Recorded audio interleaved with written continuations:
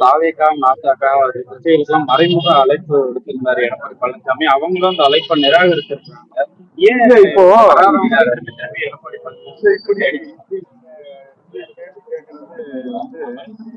நல்லா நீங்க திமுகவுடைய எதிர்ப்பு, இப்ப திமுகவுடைய எதிர்ப்பு இப்ப இருக்கிற கட்சிகள், அதிமுக பிரதான கட்சி திமுகவை எதிர்க்கிறோம், தாவேகா எதிர்க்கிறாங்க, நாம் தமிழர் எதிர்க்கிறாங்க, அன்புமணியாளர் எதிர்க்கிறாங்க, ராமதாஸ் ஐயா எதிர்க்கிறாங்க, எல்லா பேருமே எதிர்க்கிறாங்க.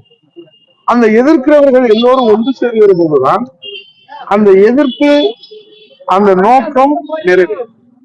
நமக்கு நோக்கம் நிறைவேற வேண்டும் என்பதுதான் மாண்புமிகு வருங்கால முதலமைச்சர் புரட்சித் தலைவர் எடப்பாடி அவர்கள் இப்போது ஆதரவாக எத்தனை கட்சிகள் இருக்கிறது திமுகவுக்கு என்று பார்த்தால், அவர்களுடைய கூட்டணியில் இருக்கிற கம்யூனிஸ்ட் கட்சிகளோ அல்லது திருமாவளவன் கட்சியோ பல்வேறு மாற்று கருத்தோடு இருந்தாலும் கூட ஒரு 20% அவர்களுக்கு ஆதரவு என்று சொன்னால் 80% திமுகவை எதிர்க்கிற நிலையில் இருக்கிறார். திமுக இனி ஆட்சிக்கு வரக்கூடாது, மக்கள் விரோத அரசு, மக்களுக்கு எதுவுமே செய்யவில்லை, மக்களை ஏமாற்றுகிறார்கள், வாரிசு அரசியல், ஜனநாயக படுகொலை என்று 1,00,000 காரணங்களை அடுக்கிறார்.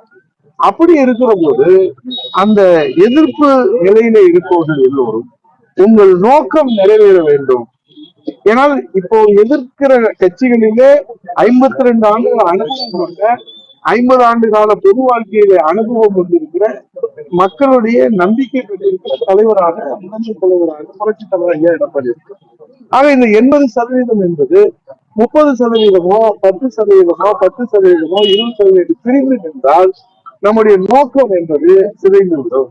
ஆகவே அனுபவத்தின் அடிப்படையிலும் அவருடைய அந்த கள நிலவரத்தை உள்வாங்கிக் கொள்வதன் அடிப்படையிலும் இது ஏதோ நாம் எதிர்க்கிறோம் என்று சொல்லி அரசியல் செய்யாமல் உண்மையிலேயே மக்களுக்கு விடிவு காலம் கிடைக்க வேண்டும் என்கிற உண்மையான மக்கள் மீது அக்கறையின் காரணமாகத்தான் எதிர்ப்பவர்கள் எல்லோரும் ஓரணியிலே நின்று நம்முடைய நோக்கத்தை, லட்சியத்தை அடைய வேண்டும், மக்கள் எதிர்பார்ப்பை நிறைவேற்ற வேண்டும் என்று மக்களுடைய எதிர்பார்ப்பை தான் நான் எதிர்ப்பு